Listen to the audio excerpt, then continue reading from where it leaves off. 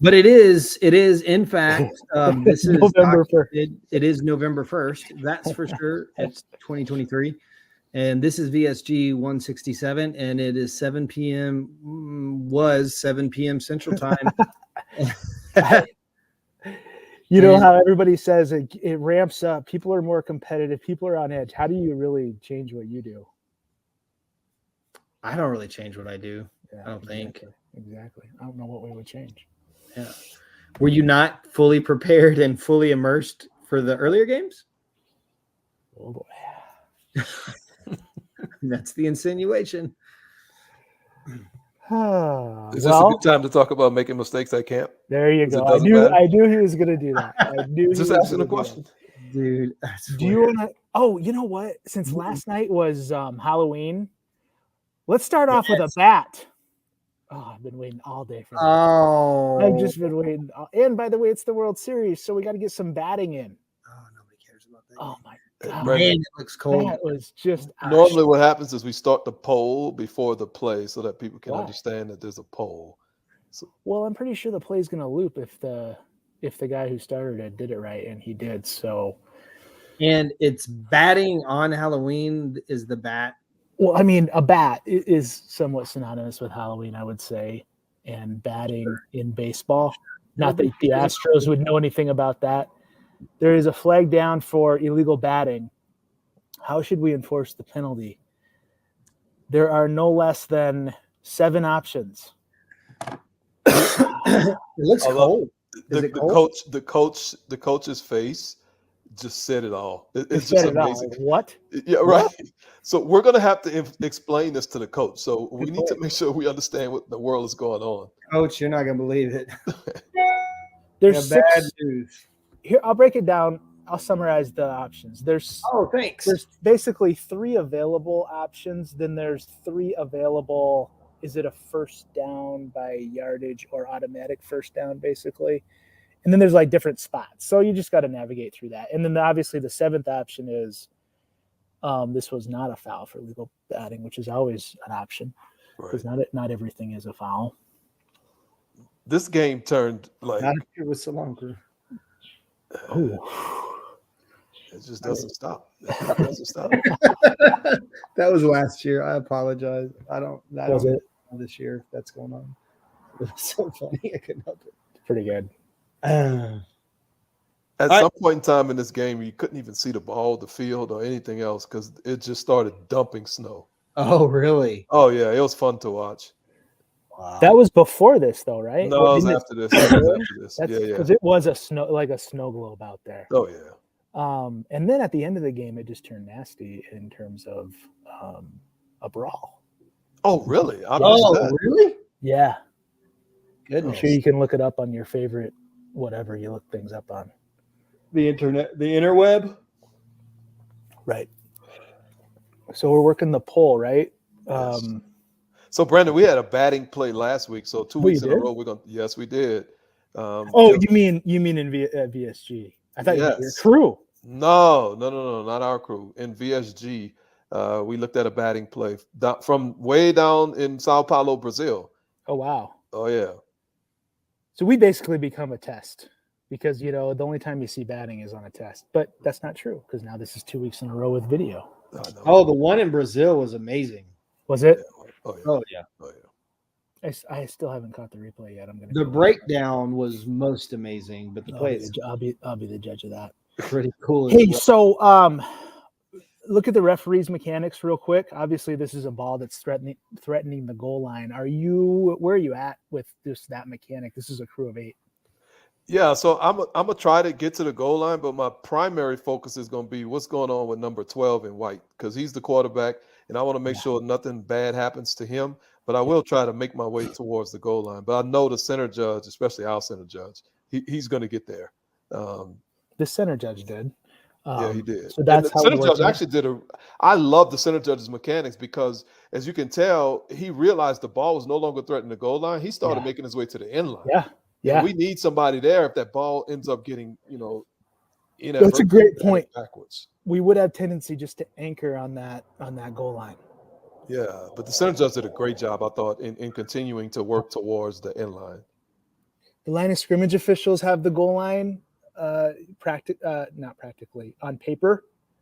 Practically, I don't know. I don't work on paper. I have no idea what they do. Honestly, On paper, they have the goal line here, but they're not going to get there. So just make sure we're not just running and looking at the pylon, just right. as our final destination, so to speak. We want to just be under control. And Daniel, I think you just got another email or something. You always have that sound effect going. Yeah, he has no idea how to turn that off. Other than the 787 that just gave you a haircut. Yeah, I guess Brandon's training for like flight school or something. So, it's just what happens outside here in beautiful Scottsdale, Arizona. So is the poll launched? Yeah, man, people are scared to vote. I started getting aggravated last week, and Daniel told me to calm down, but I don't know if I should calm down, man. People are just scared to like voice their opinion. Huh. Okay. It's not like we come into your door and like making you like defend yourself or something. Just I see some responses coming in. Yeah, we could do a little bit better. Well, we can't wait all night. Yeah. This is the easiest play of the night. I'm closing it, man. I don't care anymore. Love that. Yeah. 55% said Team A's ball, 10-yard penalty from the previous spot.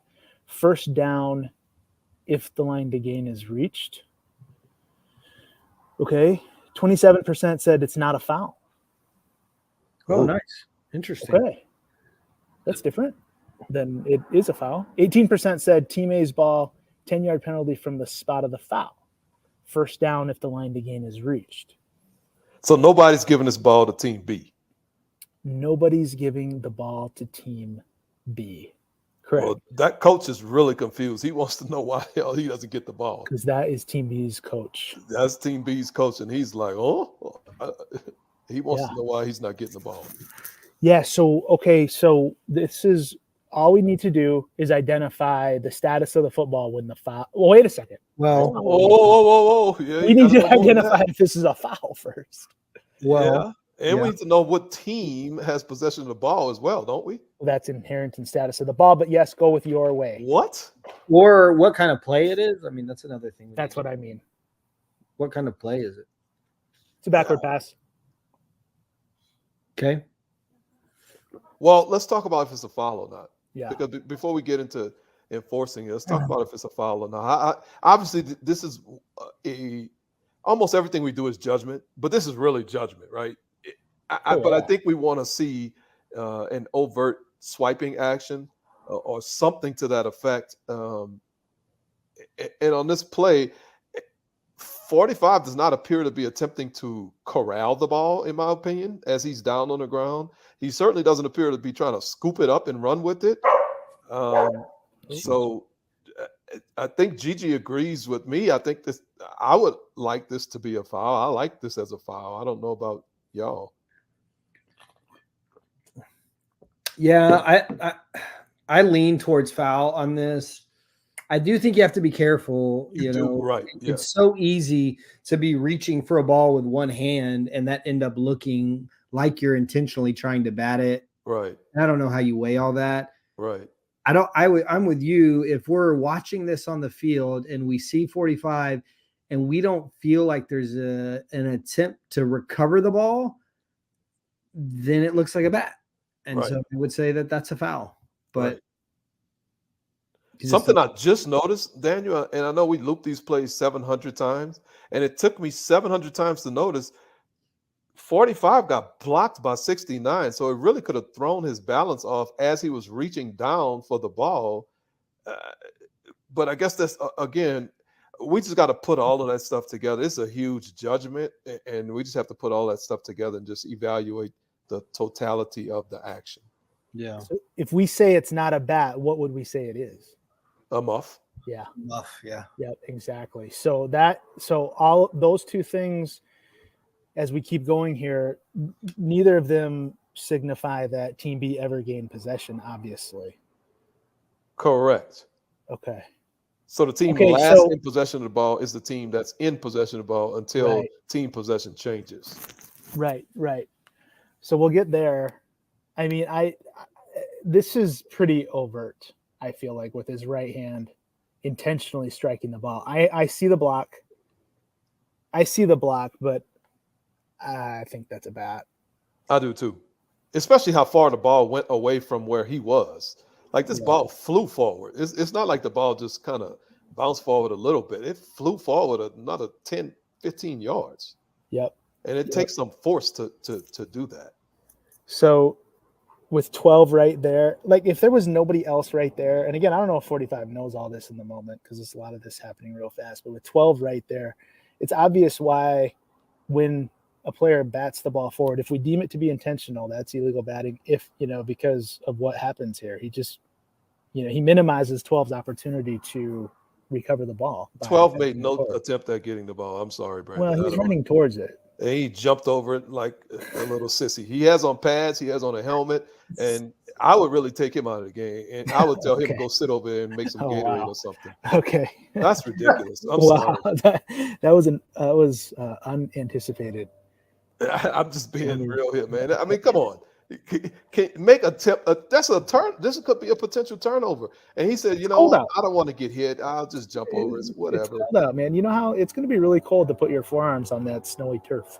And then he's going to chase the ball like he's actually trying. Man, get out of here. Go put your helmet Well, on right there. regardless of Mr. Salam's opinion about number 12, he's right there in the vicinity. It looks intentional to me. I've got a bat. I do too. And it's forward. I got a flag. All right. We good? So what if he batted it the other way? Would it be a foul? No, I don't think it's ever a foul to bat a ball backward unless you're in the end zone. Unless in the end zone. Good. Agreed. I'm not sure that's perfectly correct, but I'm sure it's close. Team A can't bat a backwards pass forward. So that's still forward. Okay, so good. And I don't think you can bat a ball in your teammate's possession either. Yeah. Some other crap like that we'll never see until PSG next week. Yeah, well, you don't normally see a batted ball from this far go into the end zone. Right.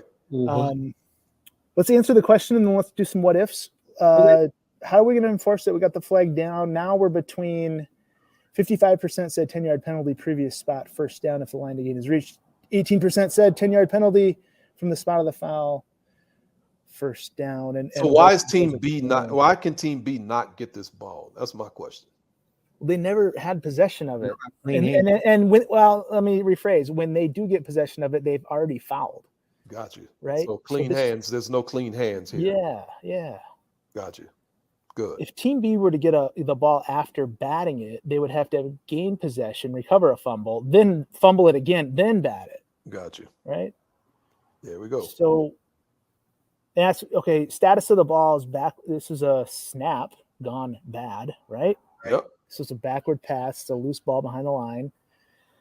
All right. So simply go fundamental 3-and-1 principle. DY does a great job explaining 3-and-1 as well. Let's do it. So what is the basic spot? Previous for spot. a loose ball, previous spot. Yeah. Where do we see that? Rule 10. Yeah. Right. I know that. But like, where does it say in the basic spots that for a loose ball, the previous spot's the basic spot? Oh. I think it's specifically during a backward pass behind the line. I think it calls that out, doesn't it? Or maybe not. Mm-mm. No? I don't think so. I thought it did. Determining the force spot and basic spot. Following are basic spots for various categories of plays. Running plays. This is not a running play, so we already can skip that. Yeah. Running play when the run ends in the end zone. Not a running play. Pass plays. Number 3, and then kick plays number 4. So by process of elimination, this has to be a pass play. Yep. No, because it says previous spot on legal forward pass plays. Okay. Okay. Look under running plays. I think when we never had a run. They never had a run. So are you Are you posing, Daniel, that this play is not covered by rule? If I am, it's by accident. It's not intentional. Well, we got to find that. That would be helpful to find. This is the way, and this is the way my mind works. We start with what is the play, then we find the basic spot. Yep. And then once we know the basic spot, we can apply the 3-in-1 principle appropriately. Correct. So the first thing I started thinking about when I watched this earlier today was like, oh, this is interesting. What kind of play is this? How do we find the basic spot? And so I was hoping you guys would give us the answer. And you haven't. So I don't know where we go now. I guess we gotta go to rule 2 and see what a running play is. That would help. Keep looking. But somehow we're going to end up with the basic spot being the previous spot. Now, see, I agree. Hold on. Here we go.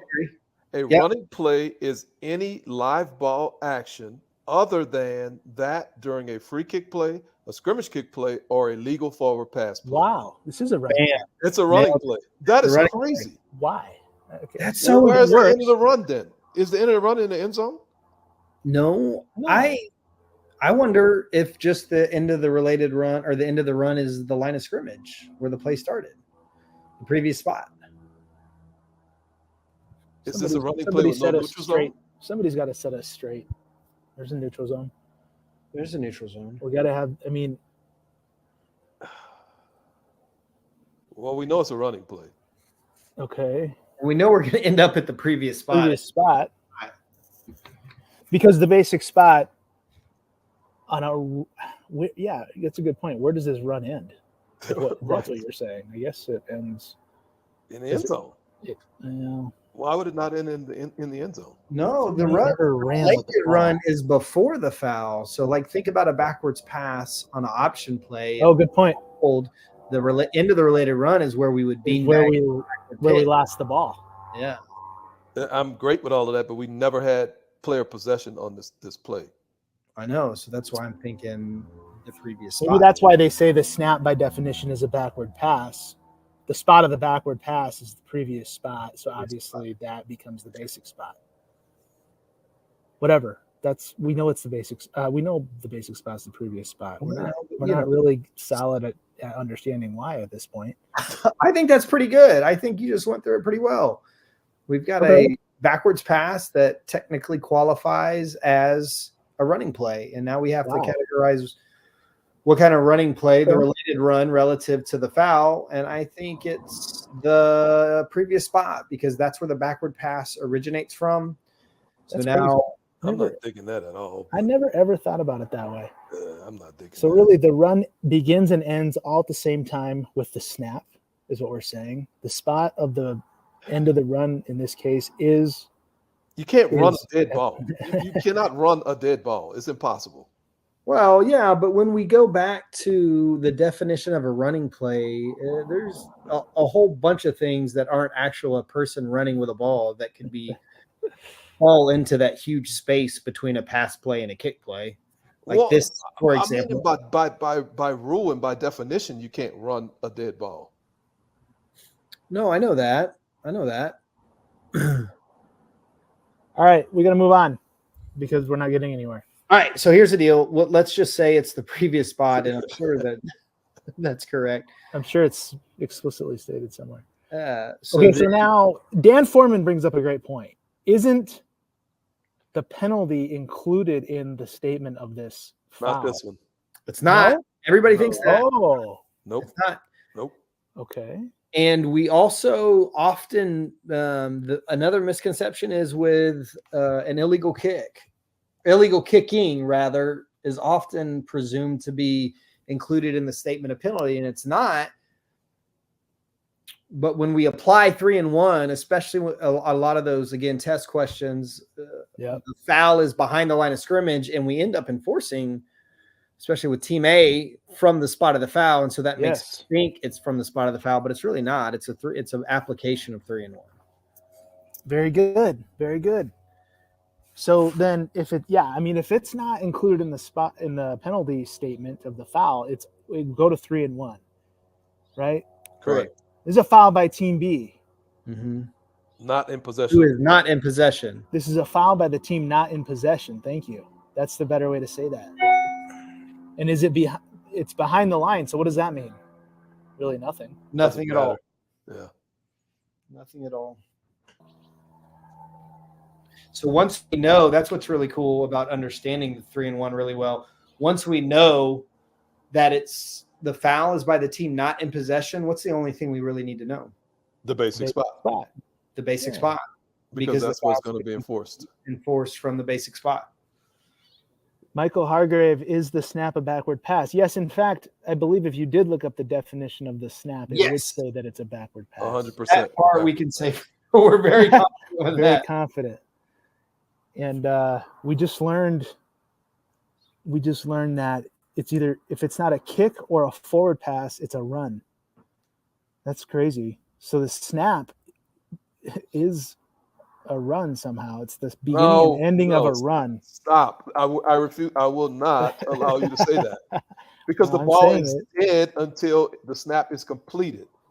So you cannot have there's a no run other- on a dead Yeah. ball. You can't run a dead Well, ball. I'm sorry. Is it a forward pass? No. Is it a kick? No, we're agreeing on Okay. the status of the loose Okay. ball, but we're not Yeah, agreeing on where know. the end of But the that's run. how we get, honestly, to the previous spot. Because Has- when the run ends at or It's- behind the line, the basic spot is the previous spot. So that's what they're saying here. By I feel like the run is ending in the end zone. the run's not ending in the end zone, the ball's loose. Never after the loose ball. That's not the related run. Think of an option pitch. The quarterback's going to carry the ball and he's going to throw Correct. toss a backward pass. The Yep. run ends where he releases it. So the run ends where the snapper releases the ball. So the run ends when the player in possession of the live ball releases it, correct? Yeah. Okay, so what player was ever in possession of this live I don't ball? know. Snapper. That's not the analogy we're drawing. Snapper was in possession of a dead ball. It became a live ball once he released the ball. So Right. the snapper was not in possession of a live ball. The point of that illustration is to I don't think so. demonstrate that it cannot be the end of the run after the foul. What you're saying in the end zone, that it cannot be that. Why do these So- simple plays like It's crazy. spin us into circles? Okay, so we know that we're going to go 10 yards from the previous spot based on what we just said. Right. It's not an automatic first down. It's not an automatic Nope. first down. No. So the 55% win, if you want to say win. Now, Dan Foreman says, can we ponder if Team A did the same thing? Sure, but it's Absolutely. totally a different play. Yeah, totally different. It is totally different. I agree. Yeah, absolutely. Enforcement will be totally different as well. Because there wouldn't be anything to enforce. If this was a Team A player that did this exact same thing, It'll be batted backwards, but I think he's Batted saying if they backwards just bat legally. it forwards. Let's just go with the Go do both. okay, if Backwards, it's legal. backwards is legal, but it's a new force, new impetus into the end zone from the field of play. doesn't Correct. matter because Not they that had was- the initial Yep. impetus anyway. By the way, this is a new that's a what if I wanted to do real quick. This is a new impetus. So if this ball goes out of the back of the end zone where our center judge was properly moving towards, what do you got? Touchback. Your options are touchdown, safety, or touchback. Touchback. Yes. Impetus by team B. Ball becomes dead in the end zone. Touchback. Yep. Okay. Where were we at? Team A does this backwards. It's nothing. But if the ball so obviously if the ball becomes dead, it was their impetus to safety. If Yes. team A bats it forward, now we got a foul Correct. behind the line. 3-and-1. Foul is by the team in possession behind the basic spot and force it from the spot of the foul. Right? Yep. What about all this hippie stuff? Not a hippie. Hands holding, LAO block, personal foul. Yeah. Phoenix Camp 2022 or 3. We learned hippie. 23. 23. We learned hippie. This is not a hippie somehow. So this is a spot foul. If by A and batted forward. That's correct.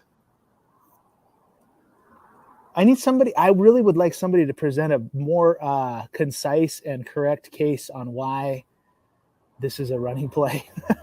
No, we know it's a running play because it says. No, that's I know, pretty I clear. know, but then But why where is the end of the run is? I think Yeah, is the question. that's it. We have no idea what the Why end is of the run well is. really why the question we're trying to answer is why is the basic spot the previous spot, which we Right. obviously know. That's the question we're Right. trying to answer. Right.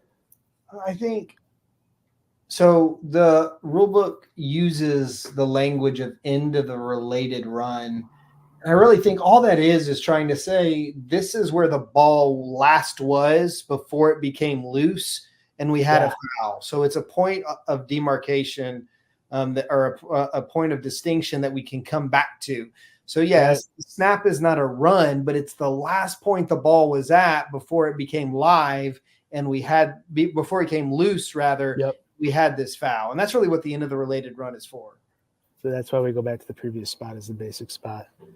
Just remember the spot of the foul will never be the basic spot by its. I mean, it could be co-located with the basic spot, but it's never. You will never have the spot of the foul as the basic spot. Correct. You will never enforce Team B fouls fouls by the team not in possession from the spot of the foul unless it's DPI inside of 15, I believe. Can't think of another one, really. There probably is one. But the team not in possession, you just enforce from the basic spot. They've made it easy. Yeah. Yes. Yeah, absolutely. Yeah, and I agree. I can't think of another one where we'll go to from the spot of the foul. Yep.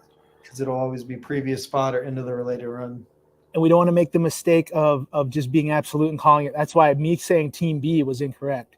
If Team B gains possession, they are now the team in possession, obviously. So if they foul, 3-1 flips. And if they foul, the spot of their foul is behind the basic spot. Now we go from the spot of their foul if those rules apply. Right. Oh, you can have so much fun with penalty enforcement. It's really easy, right? There's a foul and there's a ball, and we just think it's so easy. But, I mean, this play, we can't even really articulate why. We had to really dive in. So, okay. Okay. That was cool. That was very cool. Oh, boy. Here we go. Oh, you told me to do this. You told me to do this differently. I'm sorry. There is a poll and it's up. Look at what happens with the pre-snap movements by the offense. And we have to make a decision on what this is. 65's throwing his hands in the air. They're all looking at their sideline. We've all seen this movement, but then the ball snapped. So what do we have here?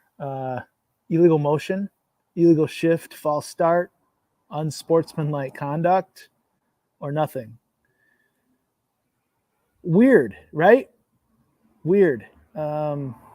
Super weird.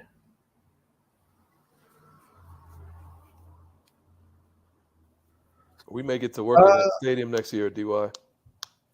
I know. And get a hoop. Bring your is it a that's not it. Is it a Haboob. Haboob. Gosh, can you give me 5 yeah. seconds to find the word? No. Just have to jump in and correct it. Yes. Bring some electrolytes. It might, depending on the time of year, it might be kind of hot. Come on. It's hot all over the entire country, depending on the time of the year. Well, you'll be working a 10:30 kickoff here, or not 10:30, the 8:30 kickoff, and it'll be 110. So it's a dry heat, though. Are they going to get any? Are they going to get any 9 a.m. kicks? I wonder. Being in the Big 12, I wouldn't think so. Would you? I wouldn't. Why would you do that? I don't think you'd do that. That'd be pretty silly if you're trying to get people to come to the game. It would be pretty silly. Heck of a time. Officiating wise, I think it'd be fine. Just kind of show up, roll out of bed, show up, get the game done. No, I'm not sure if you know or not, but we got to show up 3 hours in advance. That is 6 a.m., which means you probably have to wake up somewhere around 5 a.m. That's no point. No, we're not doing that. You'd beat everybody to the game. No.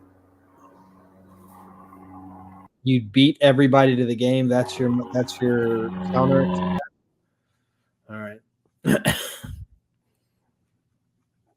What do we got here? He throws this ball way out of bounds. Yeah. It's the other important point on this play. So is this receiver in the area who steps on the pylon? That lady who was ducking from the ball, she was in the area. She's in the area. I don't know why that was funny. Let's say that's avoiding a sack. It's not, by the way. Right? Really, There's no pressure at all. No pressure. Zero whatsoever pressure. on him. But Yeah. if it was, would we want to interpret this receiver as in the area? What do you guys think? I like the receiver in the area. Isn't that what you taught us, Brandon? I think so. I want to make sure we do, we want to make sure it's direction and vicinity. And here, this is certainly in the direction. Is it in the vicinity? He throws it basically over his head outside the numbers. So I like it as direction and vicinity, even though if you were to, where the ball lands and where the receiver is, very literal, he's not in the area, but direction and vicinity applies here. And he's in the area for the purposes of the rule. Yeah. This play didn't work out so hot. I mean, what are we doing? Well, I mean, it's late in the half. The clock's running, I guess, once they snap it anyways. Of course, that's kind of how football works. And I don't know what they're thinking here. They thought they could catch him sleeping, I guess. It's a good poll. Let's close it. So we have 38% saying it's not a foul. 31% have a false start. That's kind of different. So 38% are doing nothing and 31% aren't even letting the play get off. 19% are going unsportsmanlike conduct. That's a big penalty. It's pretty punitive. As far as I know, that's a 15-yard penalty. Yes. 13% are going illegal shift and 0% are going illegal motion. Okay. Good. It can't be illegal motion because you got to be right. Somebody's got to be moving at the snap for there to be illegal motion. All right. Let's ask ourselves if this is a shift. So while you have your rule books open, what's the definition of a shift? I think a shift includes feet, but I'm not totally sure. A shift includes feet or going from a 2-point to a 3-point stance. Now, I don't know what the rule exactly says. I'm going to be honest. But I don't have this as a shift for that reason as you look it up. Nobody really moves their position. Right. You got it as a shift, DY? No, I said I agree. I don't think this is a shift. Okay. A shift is a simultaneous change. So that's the other thing with a shift. It's got to be more than one. And we know more than one are moving here, obviously, right. But it's a simultaneous change of position or stance by two or more offensive players after the ball's ready for play before the snap for a scrimmage down. So I agree. Change of position is clear and obvious, and changing of a stance. I think requires, like you said, 3-2 or 2-3, maybe, whatever. Usually we see 2 to 3. 2 to 3, yeah. And then somebody's already in motion or something like that, and that creates a shift. But so this isn't even a shift. Nobody changed their position and nobody changed their stance. We're all in 2-point stance, and we're all didn't move our feet. Even if we did call that a shift from the 2-point stance with the hands on the knees to the 2-point stance standing straight up, they all got set again before the ball was snapped. For a second? Yes. Even if we did call that a shift. Because you're saying the set is you've established a new stance. A new stance. Correct. Moving, you can set that set. And I guarantee that coach thought about that. Okay. I see what you're saying. I don't even consider it a shift, but I do see what you're saying. Either. And that's an interesting – I like that. And I agree. Good job by the coach for preparing it that way. This is choreographed, by the way. Okay, so now we have to decide between not a foul, false start, and unsportsmanlike conduct. Man, what a difference of, 3 paths to go down, right? Right. So false start would include something abrupt, usually, that simulates the snap. Anything here? No. I don't see a simulation of the snap. I don't see anything abrupt. I don't either. Understand why we might want to think about that, because this just kind of feels weird. But, right. Let's not create something that isn't there. You really want to see something abrupt. Defense reacts. into thinking the ball is becoming live. Nobody really, in fact, the defense relaxes. Right. The defensive linemen relax because we've seen this so often when they're trying to get signals from their sideline, which is what they're appearing to do. I'm going to rule out illegal shift. I'm going to rule out false start. We've already ruled out illegal motion. So now we got to decide between a 15-yard penalty and nothing for this. Talk to me about unsportsmanlike conduct. Where could this be interpreted for unsportsmanlike conduct? I think we've had some conversations in the last couple of years on some new interpretations. Am I right? Yeah. I mean, gosh, a couple of years doesn't sound right. I mean, I think there's definitely been some new interpretation over the years. Okay. Okay. So I think what you're getting at is things that are intentional to try and just deceive the defense, right? Outside of the scope of like of running a play. Hard counts. Right. So I think particularly I swear it was in the last 2 years. I could be wrong. We've had quarterbacks going in motion, parallel line of scrimmage, yelling out at their sidelines, and then they snap at somebody else. Yeah, you're right. I remember that. And is the interpretation that is unsportsmanlike conduct or not? I don't know. Okay. I'm way in the back over here on the end line. So, I mean, what are you going to do? I guess question. Oh, man. Wow. I think that's like we wanted that as an unsportsmanlike. If he's communicating with the sideline, like going over there communicating with the sideline, isn't that supposed to be an unsportsmanlike conduct? And then we snap the ball to like a running back or whatever. Is there a college referee on this phone call or no? I have no idea. I'll be honest. But I'm looking at this play and the dude threw it out of bounds. I'm like, whatever, move on. I don't see a foul on this play. I'm not interested. On this play? I'm not interested in creating 15 yards. I don't know. No. I totally agree. I don't like this as a foul. But what about the other thing we were talking about? Well, hang on.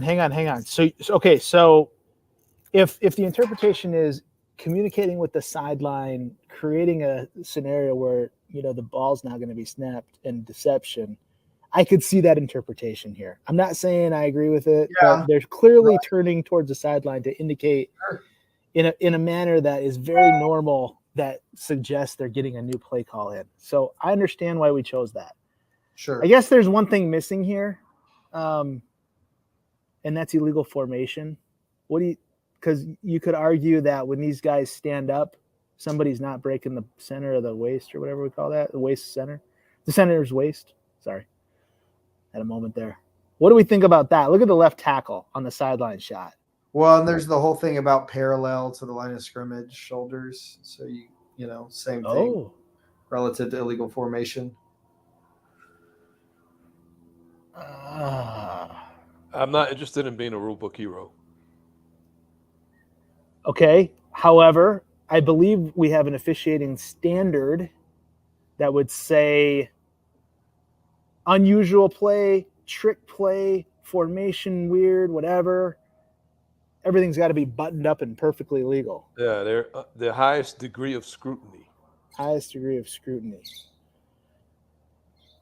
So what I would hope is that when we talk to this coach in pregame, which I already know what would happen, and we asked him, are there any unusual plays or formations?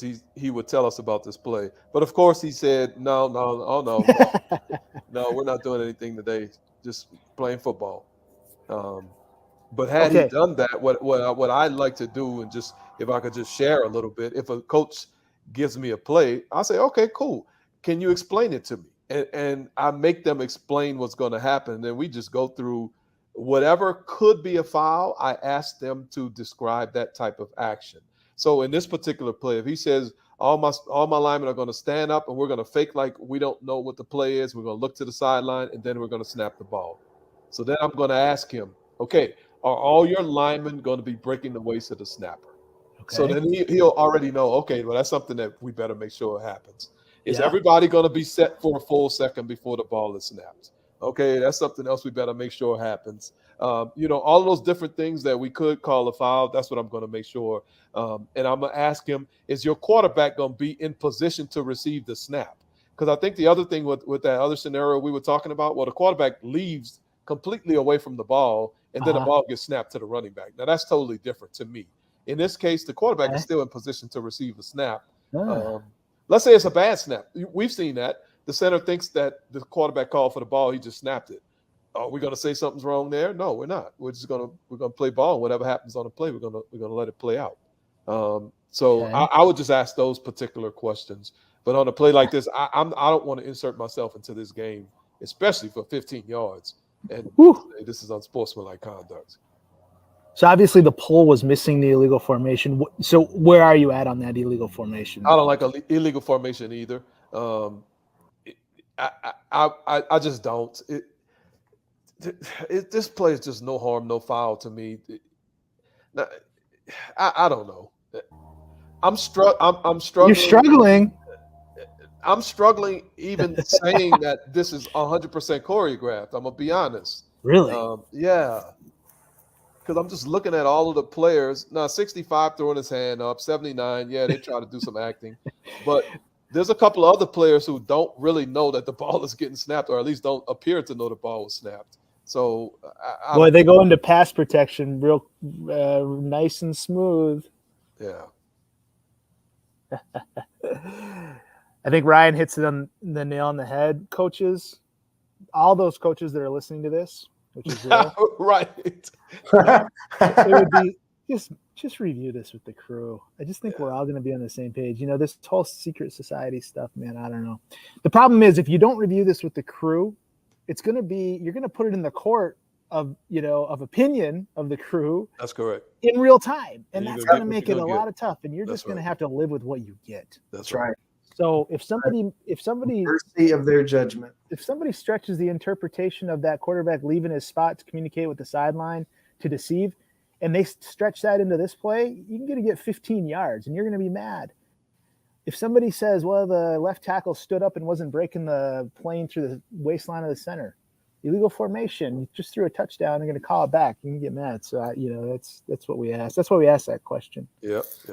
So. And in second quarter, 121, thankfully they didn't do this second quarter. When we're getting under a minute, then people start creating all kind of other crap because we had some people that wanted false start. Well, now we're into 10-second runoff. So, oh boy, so yeah. Okay. Well, good discussion. Should have included illegal formation in the poll. What do you want to do with? You want to do like a little end of half work, or do you want to do a little interesting visual mechanics and kind of some targeting blindside block work? What do you want to do next? Let's let the gentleman from Kingwood, Texas, choose. Okay, he's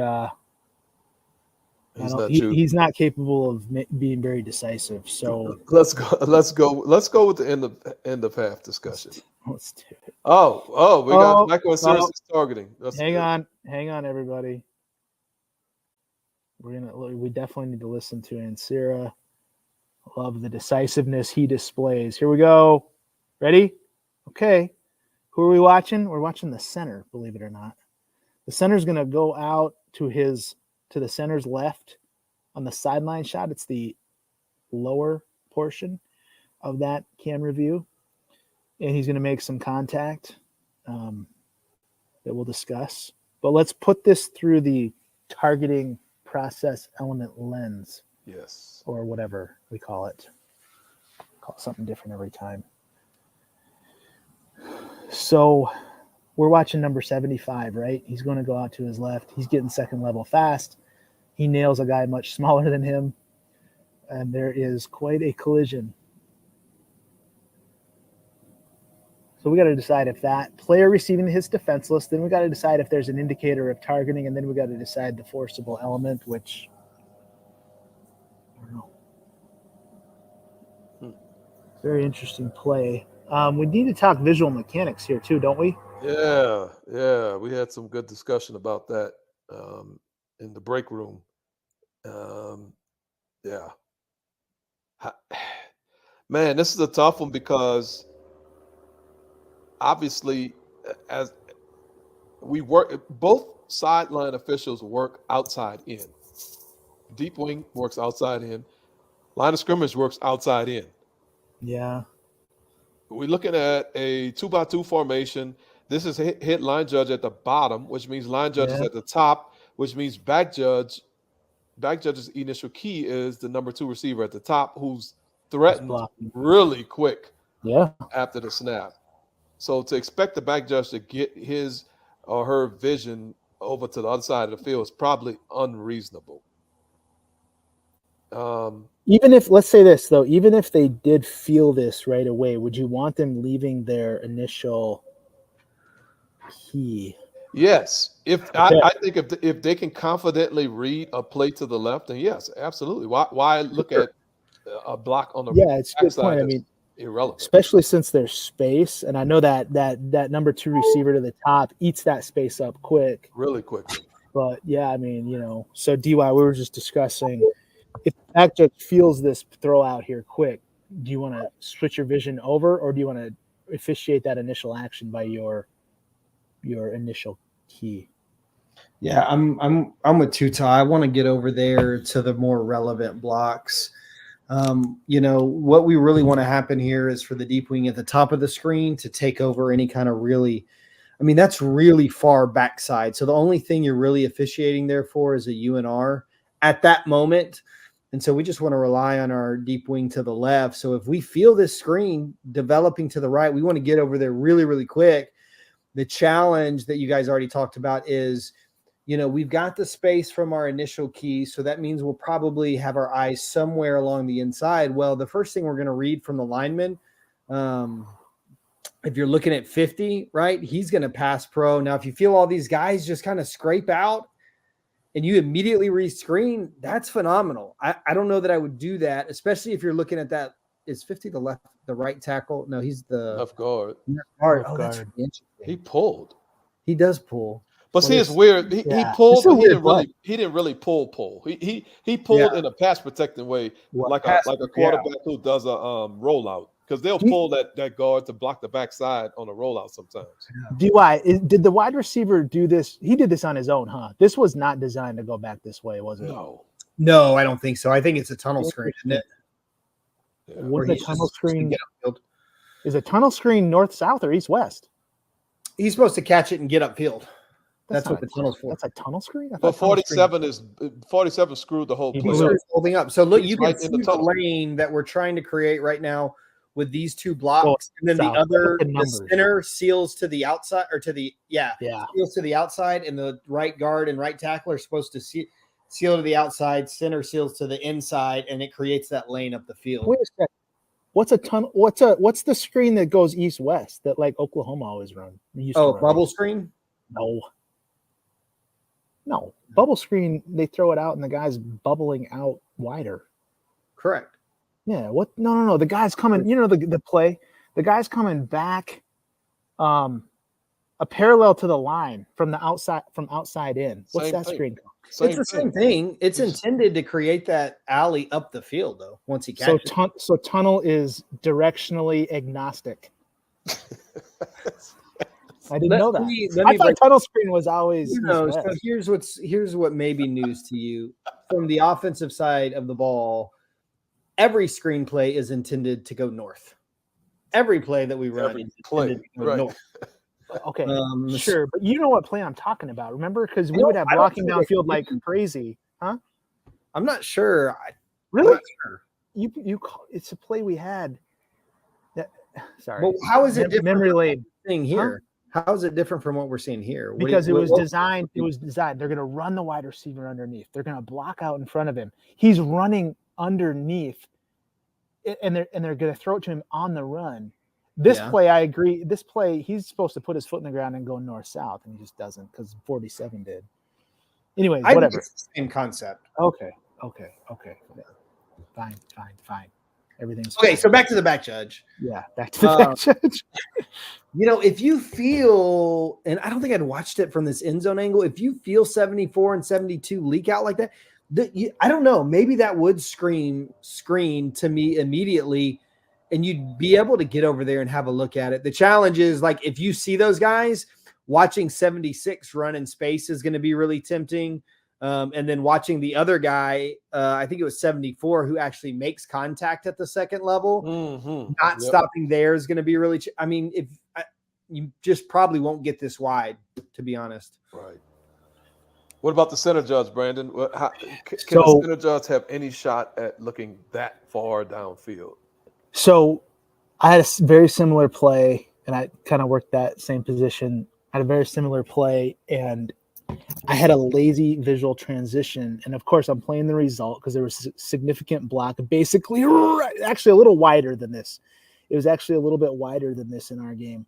But, I kind of fell in love with something was perhaps going to happen between the hash and the numbers, and really you just have a bunch of bodies running in space. Yeah. So the challenge that I think I want to pose to myself is, on these types of plays, we got a clear action of the quarterback. There's nothing around the quarterback here, right? And we talked about this at camp. Right.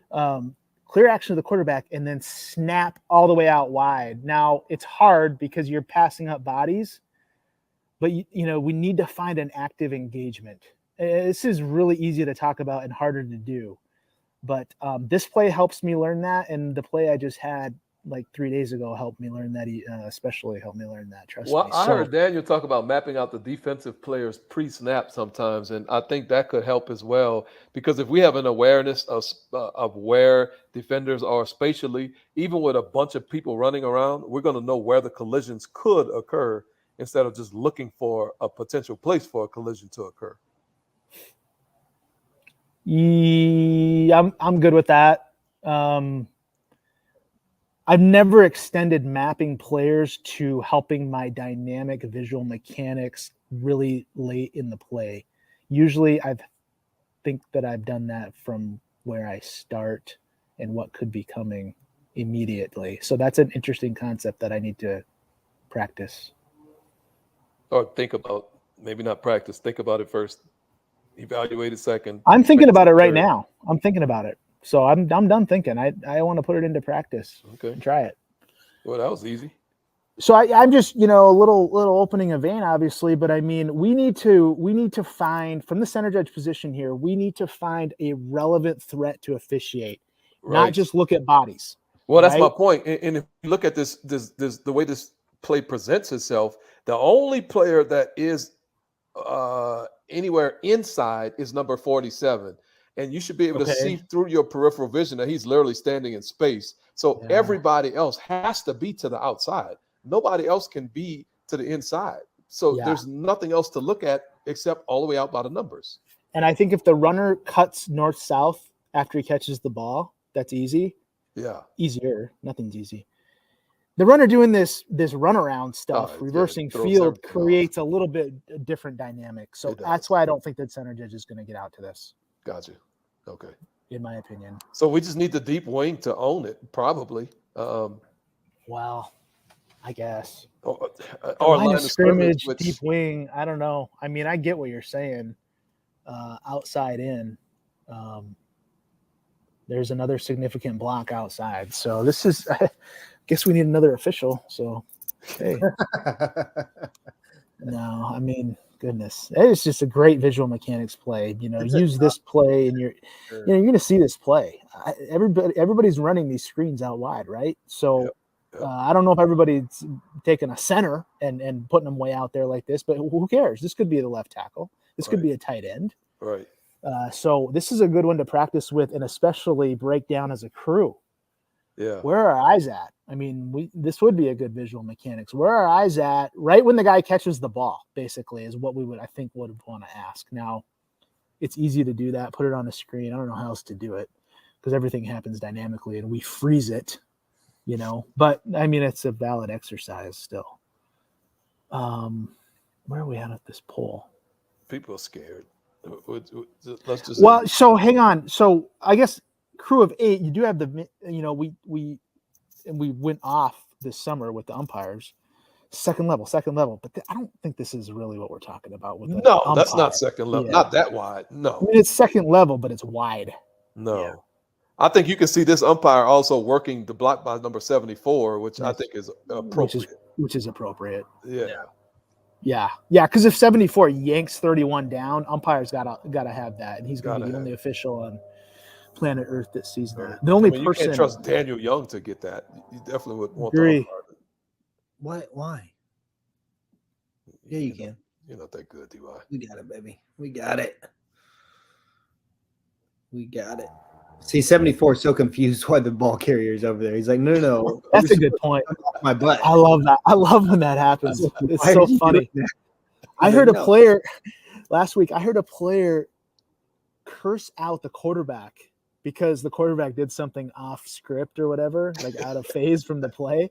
And the player said, "What the bleep are you doing?" Because the player's blocking scheme was all messed up. I just started laughing. It was hilarious. 40. Okay, let's go defenseless first, because we can do this, right? And I think we have a lot to talk about. So, carry the 1, 5, 3. 43% said not defenseless, which I would assume means 57% said defenseless. All right. Here you go, Salam. The floor is yours. We may have had a discussion or two on this in the offices this week. Perhaps.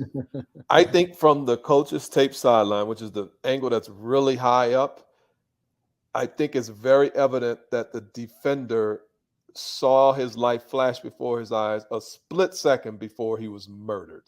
In my opinion, I don't think he had a reasonable opportunity to defend himself. I think he is defenseless because for me, I think this would be a blindside block because I don't think he saw the block coming. So before we get to targeting, the block itself, you're calling blindside. Yes, I think so. And if this was 75's left shoulder to the defender's left shoulder, Yes. in other words, 75 did a better job with his head, but I'm not going to give away what I think, but kind of, you would have an illegal blindside block here. If it was left shoulder to left shoulder with force. Yes, I would. I personally would. Okay. DY. So I don't like your question. I don't. I do. No, because I don't know how that changes anything. Because it does. So because here's what we're saying.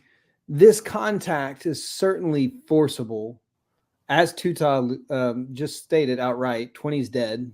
Although he hops up rather quickly for a dead man. So it's forcible. And we can see from that end zone. See, I think that's the better shot, the end zone from behind the offense, that he has no idea what's coming to him, what freight train is about to hit him. No clue. So I understand what your question meant, because if that is shoulder, I don't know what that's going to look like. It may not rise to the level of an illegal blindside block. But that doesn't matter. Is it a blindside block? Is my question. This is what I'm saying. This block is blindside in nature, in that he does not have the opportunity to protect himself. So that makes him a defenseless player, in my opinion. Yeah. So then by that logic, it doesn't matter what the contact looks like. That's the essence of my question. Oh, okay. Then no, it doesn't matter because he doesn't have the opportunity to defend himself from this. If this guy launches at him with his shoulder and puts a shoulder into his, so I heard a concept. I think this is perfect for this. This will be really quick, I promise. The concept was half a man. So coaches are starting to teach players to go after half of the man. This guy didn't go after half of the man. He went after the whole man. So what half of a man means is you get off just enough to the side where your contact is aimed at half of the man instead of the middle of the man. I don't know if that makes sense to you, but brand new concept to me. Maybe that's been in football for years. Certainly it escaped my illustrious net that I've cast. So anyways, this guy gets a full man. I guess my question is, if he does contact half a man, then his head is out of it. Why are you bringing the head into it? Nobody's even talking about the head, Brent. Because blindside block doesn't mean it's with the head. That's my whole point. You can have if all of this was the same and you got shoulder on shoulder, I have a hard time thinking it's blindside. I just don't see this as a Blindside blindside literally block. only means, did this player He have did- a reasonable I got opportunity? it. I got to it. defend It's the himself? same thing. The timing's the same. The force of the contact's the same. Just take that. I just think we're putting so much weight in the fact that it's. No, Yeah, we're I putting weight in disagree. the fact I that don't. the I dude don't. I didn't see watched the that block in coming. his own view, and I feel like he has no idea this is coming. No really. clue. I think I this- just. It's just he's at the point of attack. I mean, golly, it's just whatever. So who was he focused? Who was number 20 in purple? Who was he focused on at the time he got murdered? because you've agreed No, with I this got all that. concept in the past that it doesn't have to be from this whole 10-2 thing, like from the side. Right. We've stated that if your attention is somewhere else, you could potentially receive a blindside block from the front. I got that, but I mean, he's not scraping. He's not pursuing. He's not. I get all that. He's just standing right there, squared up to where this guy's coming from. And I'm not saying I'm buying into the 10-2 thing. That's not what I'm saying. But it's just like this guy just goes out and blocks this guy. There's We're gonna get to technique later, but this just nothing says to me blindside at all about this. what about the fact that the defender does literally zero to absorb this, to swim it, Nothing. to move it? I mean, this is a cornerback with some Neanderthal lumbering towards him, and he has zero reaction to get out of the way or do anything relative to the block. I hear what you're saying. Like this block caught him by surprise. You might want to think about.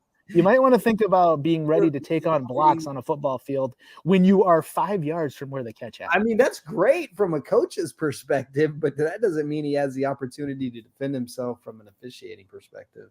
Yeah. I mean, Okay, then through that lens, if you believe what these two are saying, then he is defenseless. It's absolutely defenseless.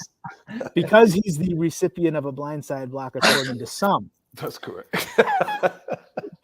So use this play, debate that. That's a good debate. I mean, we want to somehow get on the same page there. And if you like their reasoning, then go with it. Go with it. Obviously, the game is leaning more towards that. I get it. The game Protecting players who are unable to protect themselves. That's correct.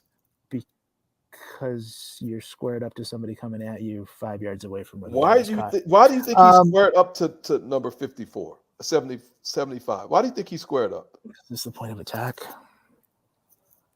Anyways, let's move on. We're not going to solve that. You guys have it as he's a recipient of a blindside block. If he's a recipient of a blindside block, then the answer to the number one element is yes, he's defenseless. So now we got to decide on indicator, but we know that any contact to the head or neck area with force that has an indicator could potentially be targeting, since we have him defenseless, right? Right. What do we see about indicator? Let's get to the results. Let's see, 14, 21%. 21% said no indicator. Actually, 21% said no indicator, which means 79% said yes, there's an indicator. Man. Oh, okay. I'm thinking the other way. 21% said no indicator. No Okay. indicator. I 79. see So it. 4 out of every 5 people said there. Yeah. But I kind of argue with myself because a big Okay. dude blocking, I don't know if that is inherent with an indicator. Okay. But then I lean towards indicator simply because, and I know we're evaluating a player delivering a hit. I do know that. Yeah. I lean towards indicator because, and this is not right to do, I get it, but because I feel like this dude is defenseless, I feel like the type of contact into the defenseless player doesn't need to be as aggressive as it is. So I would lean more towards recognizing his action as an indicator. Yeah. Versus if I did not feel like this player was defenseless. And I don't know if that makes sense or even if that's an appropriate way to evaluate it. Yeah, you basically just quoted the rule in Salamism or whatever you would call it, because what you're saying is he went above and beyond the normal means to make this play, is basically what I heard you say. Ish. He didn't. If he was square, if you think he's squared up, I don't. If the defender and he were squared up and they did this exact same thing, I would say that's not really an indicator, which is weird. I'm gonna need help from brother But DY, here's the thing, 'cause though. unless Yeah. I'm just way off base. Let's get to DUI. If you have him as defenseless, then he is attacking him to the head neck area. I mean, I don't know how that's not an Wow. indicator. Right. So DUI. He's attacking him high. Yeah. I don't think I have anything novel to add to the conversation. This is how these big dudes block, right? Like they Right. like to throw their head into each other at the line of scrimmage, Exactly. and that's never defenseless. It's never near targeting. And this is almost really close to him just like running up and just laying a good block, but like right before contact, he like throws his head into him. And so that Yes. whole attacking piece you guys talked about, I did struggle with this a little bit, but ultimately I think it's targeting. Wow. We didn't even get indicator. that far. We were on Indicator. element number 2. Good job. Well, because I think what he just told us is he has forcible contact, and he already said he's defenseless. No, He's I'm sorry. I got distracted. An indicator. yeah. I shouldn't have said that. That's on me. Okay, but yes, you have an indicator. You got it's Is there any, okay, if you had to mount an argument for it not being an indicator, I guess you kind of did that too, Ta. Like you just played devil's advocate there for a second. I could, because you know what? You just can't throw his head into him like that. Right. But he didn't explode through contact. He exploded to contact. Yeah. So that's why I could argue and say, you know what? There's no indicator, because he could have like really exploded through this dude. He didn't, in my opinion. He just exploded on him. He just had so many more options I mean, he really he does did. kind of lead with his helmet. I'm not He sure if it's absolutely did. crown, but I mean, it's definitely with the. Oh, I he mean, dipped it. goodness And, sakes. yeah. That's a dip and rip to a quarterback. Yeah. You know, Right. Oh, you know that's what I mean? That's pretty much a parallel. But then, don't we The- always the talk about quarterbacks are usually defense. Never mind. Go ahead. don't we always talk about dipping up the head is only an indicator for 913 and not necessarily an indicator for 914? No, I don't think we say that. not if he's attacking the guy to the head neck area. Okay.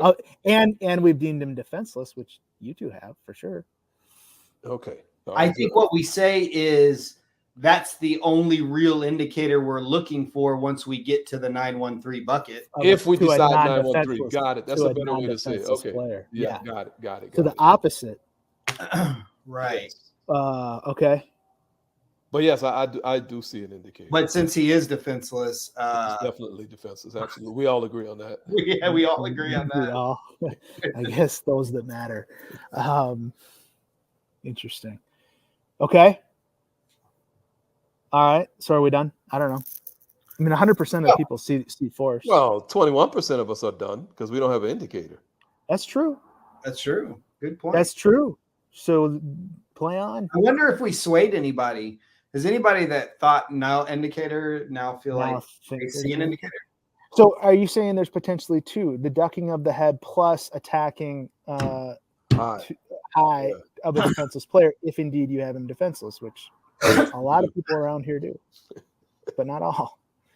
So Yes. there's really two indicators. I see. Yes. So then he does make forcible contact with, for sure, the expanded crown.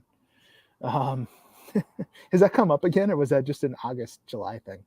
I don't know. I haven't really I all year. ignore crap like that. Hilarious. That happens every year. They roll out these fancy things in August and July, and you never hear about it again. But he pretty much ducks his head, strikes this player, right? Yep. And I don't think he can do that. There's a lot of force there. A whole lot of force. So Yeah, I mean, just his body size running into that person generates a ton amount of force. Yeah. So it's a tough play for so many reasons, right? Visually, who the heck's going to see this and have a really good look at this? That's tough. Right. All right. Then you got to decide, the defenseless component could become an issue. And then that's pretty quick. I mean, it's quick to see that little duck of the head, but obviously you're going to see the force and the impact of that. If you see it. So, and it's just a weird, you don't see a center going out that wide and making a block like this. Yeah. that often. Yeah. So it's just a weird pattern. Unique action that we hardly ever officiate. Ever have we see a center potentially targeting a cornerback, unless maybe like he's picking him off of a pile or a cornerback, unless he's picking him off the pile or something. Yeah, this for sure. is That's a good point. really unique action. And sometimes those things catch us off guard on the field. And that's why it's really important to watch as much of this stuff as we can. Yeah. Let's us guys and gals that work these positions in the backfield, let's get out wide on these screen passes if we have the luxury to do so, like on this play. There's no threat to the quarterback, right? So if it's to our side, let's get out a little wider than we would think. And I think I'm starting to be convinced that's gonna help us out more. Awesome play. Yeah, for sure. We gotta there's end of half implications here. There's 6 seconds to go. The ball's rolling all over the place. The umpire comes up and somebody shoots number 12, I guess. I don't know what he went down. We got a lot to talk about here. The crew gets together. Somehow we get 2 seconds on the clock. We're going to end up going to replay. Okay. So we get all these great replays. So we got to talk about, I don't know, man. Where do you want to start? Catch process. So many concepts here that I want. There's so many concepts. What do you got? Because even the resetting of the clock is so interesting, and we can talk about the implications of that, but that's probably down the line. All right, so let's go catch. We got to get firm control, body part down in bounds, and then this guy's a guy who's going to the ground. I think we're all comfortable saying that, right? For sure. And then so we have to survive contact with the ground, and that's our element of the timepiece, unless we perform a second. Oh, he got shot. And he got shot. Unless we perform a second act while we're in the process of going to the ground. Firm control seems to be there. Obviously have a body part down in bounds. So now we kind of roll over. Man, that's where it gets tough. You lose the ball for a little bit. It looks to me, just watching body action and kind of drawing in on things I've seen in the past, that we survive the ground and then that defender rips the ball out as he's going by, although it's really I can't see that for sure. Okay. So I think if that's what happened, that's quick. It is. Ball's out quick. I'm seeing the same thing DY sees. I'm seeing, and we're not supposed to use super slow-mo to evaluate the element of time, but I think we can use that to evaluate actions. And number 30 pulled on number 12's elbow, his right elbow or arm, and he pulled that arm after he was on the ground, before he got shot, before he clipped the umpire. As he was going to the ground, I think in one of those slow-mo shots, we can see 30 pulling his arm as a second act, in my opinion, and that pulled good. Or loose. That's great. So the question I want to answer is, if we survive the ground and then that happens, I like it as a catch. Yeah, for sure. That's where I want to go. So if he 30, there is some time span in this process that 30 can do what he does and still create an incomplete pass. Yes. Correct? Okay. Yeah, for sure. It's just that what we're not saying is, well, if 30 pulls at the ball at any point, then we're just going to make it a catch. No. Yeah, no. Okay, so you're saying 30 pulled at the ball after he went to the ground and survived it for. There's just a microscopic element of time that he does. He survived the ground. Then there's some time. Then 30 pulls, and it can be real quick, but that's enough. Is that what you're saying? That's exactly what I'm saying. I just see him with firm control of the ball until 30 pulls his arm. Yep. And after we've survived the ground, the surviving the ground process. That's very important. He has to survive the ground. But so here, it's quick though. It's very quick in real time, but 30's action is the only reason this ball became loose. Yes. And that happened after he had survived the ground. Right. All right, that's great. That's great learning. That's great learning on catch process going to the ground. Cool. Okay, so it's a catch, and the ball's loose, but he's already down, right? Correct. Okay. All right. So this can't be a fumble. Impossible. Impossible for it to be a fumble after we've looked at it 100 times. Now, in real time, okay, where do you want to go next? I know 12 is still, we got to do an investigation on who shot number 12. We'll get to that at some point. Yeah. Did we call clipping on what he did to the umpire? Umpire almost lost a knee. He did. I don't know. Whoever shot number 12 could be charged with clipping, perhaps. So where do you want to go? Do you want to talk about, so the crew resets the clock to 2 seconds. What are you thinking there? I think if someone on the field sees the clock after the play is over and they recognize 2 seconds, then yeah, go ahead and reset it to 2 seconds. I think so we need to. The clock went to 0. Yes. Why wouldn't we just let replay handle it? And so that's a great point, because if there's nothing else relevant on this play to review, like clearly this no catch is tight. So it's, spoiler alert, we're going to review that. If we don't do that, and now we reset the clock to 2 seconds, we have now taken replay out of the clock business. Yep. I don't agree with that. Oh, yeah, we have. So you don't have to agree with it. I'm gonna go to my rule. I'm gonna go to my case book and I'm gonna read timing and I'm gonna see what it says. Okay. Okay. I think you might be doing that for a while. Time can be restored at the end of either half if the game clock goes to 0 and there should have been time remaining and the clock will next start on the snap, or there should have been 3 or more seconds remaining and the clock will next start on the ready for play. Yeah, well, if the on-field crew says, "Excuse me, Mr. Clock Operator, we are saying that there was 2 seconds left. Correct. The ball was dead." Correct. Replay cannot do anything with that. So can I ask a question? Yeah. Did the clock go to 0? No, actually, it didn't. Yes, it did. No, it didn't, because the on-field officials corrected it back to 2. Just like when we have a false start and it goes from set on a dead ball from 7:50 to 7:49, and then the clock operator fixes it on his own. It never by our instruction, by the way. So you're saying it never happened because the field official, it never went to 0 because the field official said, no. It didn't go to 0. It actually went to 2. That's right.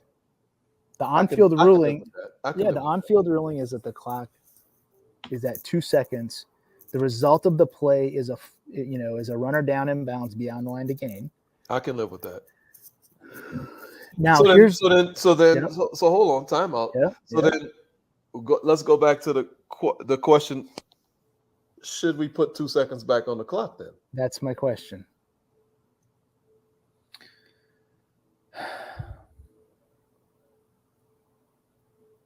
I think you should if you have positive knowledge that it's 2 seconds. I think, I don't know. There's a lot of sides to this. There's a lot of sides. So I'll do the pro con. I'll be the pro con guy. One of the pros is, if we have positive knowledge, we should always get right. We should always do what we do.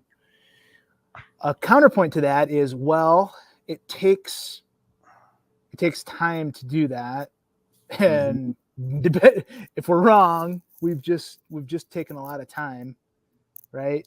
And we've helped Team A potentially organize themselves and get prepared. Team A potentially organize themselves. So now the counterpoint to that is, well, if replay gets involved, that's going to happen anyways. Because here's what we wouldn't want to do in this case. Let's say the clock is stopped at 1. We would not want to come in and make a big deal about the clock it should be 2. No, definitely don't do that. That's where we really go wrong. Yes, because there's no difference between 1 and 2. There's no difference between 1 and 2. What's the rule? It's a spike rule, right? Yes. What we're talking about is the spike rule. If the clock is at 2 or 1 and the clock's going to restart on the ready, Team A cannot spike it and get another play. I was going to say, Because a lot of times people say they can't spike it. They can spike it if they want to, but Yeah, they can spike it. They're just they're not going going to to have another play. one more. They will not have another play. They only have one play. Yeah. So we would never want to correct from 1 to 2. I think we want to correct from 0 to whatever. Yes. Because that's correct. We want to be correct. Yeah, Give for them sure. another play that they earned. That's right. Yeah. And then we've just got to be really cognizant of how the mechanics of how we're gonna to do that, to make sure, especially, with, I think this is a first down, right? This was the first down. This This is was the first yes. down, which is why obviously it matters. Yeah. We just And I gotta guess be careful would- about how to execute that with Team A. You guys' Right. reference. I don't know. So how would you do that? And how would you announce it? So Daniel comes into you saying, "Hey, I got 2 seconds on the clock. What are you going to do next?" I'm gonna say, clock operator, please reset the game clock to 2 seconds. The clock will start on my signal, and then I'll go straight to the quarterback and tell him, "Hey, man, I'm gonna wind this up really fast. So you may want to get your team up, and you only gonna get one play." What does really fast mean? I'm not gonna. I don't know. I don't have a definition for that, but it's not gonna be the standard. As if when we're not resetting the clock, when we don't have to deal with a clock reset, we pretty much let the team run up, get set, and if they're going to spike it, they spike it. If they're going to run a play, we let them run the play.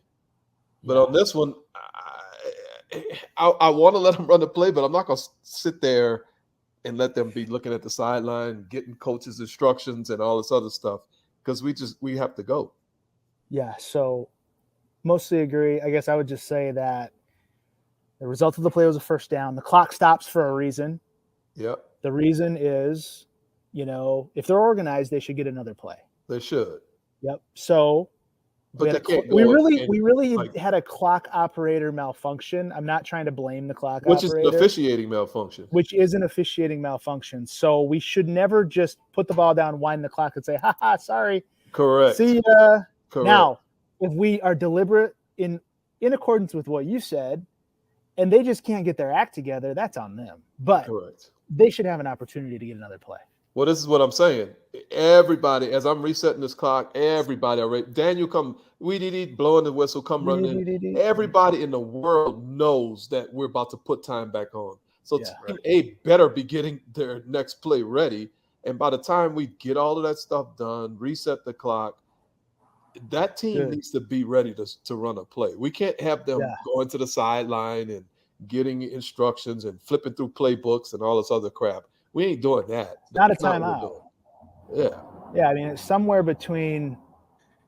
In this case, it's somewhere between like what happens when it's a first down and the clock is correct, and then, but it's longer than that. I mean, just because, right? But it's not like go to the sideline and get a play ready. Right. So it's somewhere in between that. And I mean, these guys should have had 2 plays called in. Now, you want to talk about this injury or not? No, I mean, we don't do anything with that. We're not doctors. The implication is he looked over and realized the problem is this: an injury timeout with the rules, an injury here creates a timeout. Right? Because it didn't stop the clock. First down. Well, it's not the only thing that stopped the clock. Correct. It's not the only thing that stopped the clock. Correct. Okay. So since it's not the only thing that stopped the clock, there's no penalty under 1 minute to be injured.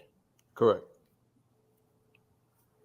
However, if the officials obviously are going to stop the game here for an injury timeout, they're going to have really by rule, they have as long as it takes to get number 12 off the field. That's correct. Ugh. That's up to the coordinator and the supervisor to handle and manage that. And the NCAA, that ain't for the officials to get involved in. Yeah. Man, that just feels slimy. It feels so dirty. Can't believe anybody from Phoenix would do that. Okay, so we're out of that. To your point, we're out of that. We're not doing anything with that. There's no clock ramifications to that injury because the first down also stopped the clock. Correct? Correct. I would just okay. I would write it in quick ref, in game report, however you report to your supervisor, and make sure that they understand and to review this play. and then just Okay. let the administration deal with it. Yeah, well, at this level, they'll already know. But that's a good point. I mean, this is just a really loophole. If coaches are going to do this and teams are going to do this, you can create a timeout here by faking an injury. Not saying that this guy faked an injury, but we have to honor the injury timeout by rule, so we're going to. And there's no clock ramifications. So now, wait a second. The ruling on the field is a catch, correct? Catch for a first down. Catch for a first down. Replay stops this to look at it. Okay. So now we can go a couple different ways. Replay stops it to look at the ruling of a catch. If they go to incomplete, what are we going to do? If replay reverses to incomplete, what are we going to do? Reset the clock to 3 seconds. Because that's when the ball was out. That's when the ball was dead. Yeah. Put it back at the previous spot. They have another play. Yeah. If they stay with catch, what do we do with the clock? What is our ruling on the field? The ruling on the field is a catch for a first down. Catch and down by rule. No, I think we ruled catching. We ruled catch fumble. Yeah. The ruling on the field is a catch and a fumble recovered by the offense. And mute. What was that? All right. I don't know. Sorry. Oh. The ruling on the field is a catch and a fumble recovered by the offense. Replay looks at this to see about this whole catch process stuff, and they determine it's catch down by rule. Now what? None of that matters because the clock is dead.